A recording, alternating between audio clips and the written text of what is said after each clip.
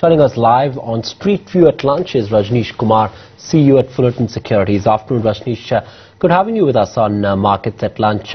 First up, your thoughts on the Infosys acquisition and what does it mean for the stock? This was long overdue. The market has been egging the company on to go ahead and buy a particular asset. Here they've done a deal. Looks like a strategic fit, but what is your call on the stock?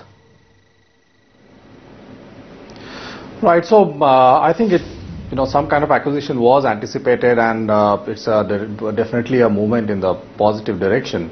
But I don't think it's going to make a significant difference. I think Infosys stock has moved up a bit over the last few months, and we see fairly limited upside from these levels as far as stock price is concerned. But I think overall it will bring a lot of positive sentiment onto Infosys stock. So one would watch the stock closely going forward, because I think every positive news now that comes out of Infosys will improve the chances of stock getting moving up and probably getting re-rated at some point in time. Rajneesh, what is your sense? We've got the FOMC meet on Thursday, and most global markets are waiting in anticipation that perhaps after ECB it's going to be Fed now, which is going to release some form of quantitative easing. If that were to happen, do you think our markets would indeed get another leg up as we saw on Friday? Yes, I mean, we've got some very interesting stuff coming up over next 1 to 2 weeks. If you look at it, on one hand you've got this whole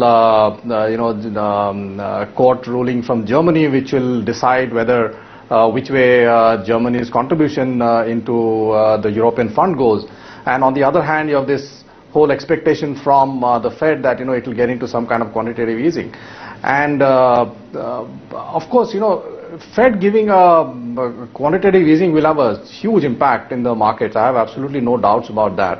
It will push up equities across the world, and it will definitely give an impetus also to commodity prices if it were to happen.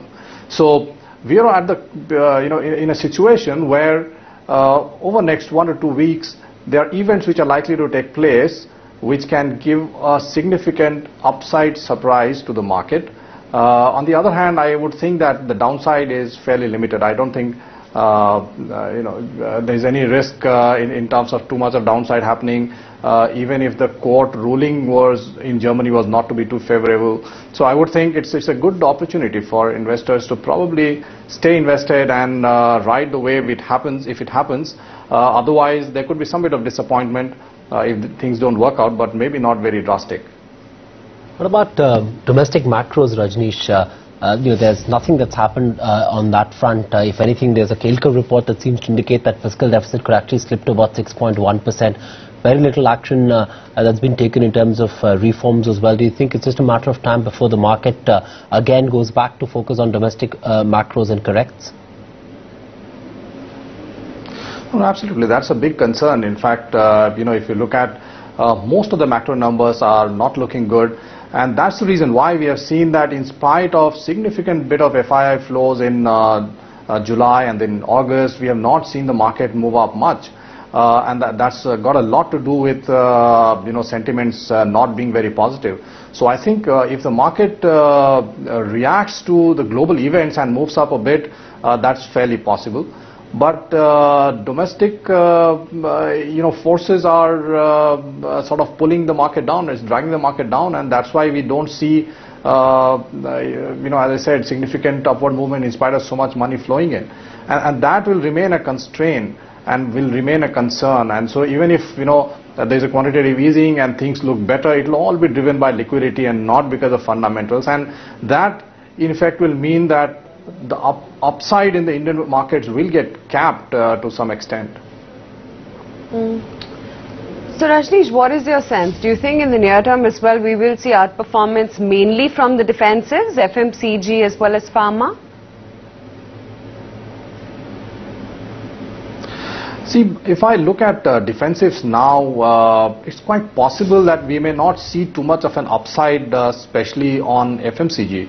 Also because as inflation continues to bite, we may find that the top line growth of FMCG companies may actually start slowing down. And I think we are seeing some early signs of that already. As sort of it becomes, if that sort of plays out, we may find that FMCG companies will come under some bit of stress in terms of their valuation. I would bet more on liquidity-driven upside at this point in time, and I would think that probably one could take a bet with financials or maybe with commodities in anticipation of some kind of quantitative easing happening, or at least with this ECB action that we saw last week, some of that money then hitting our shores and pushing up some of these valuations.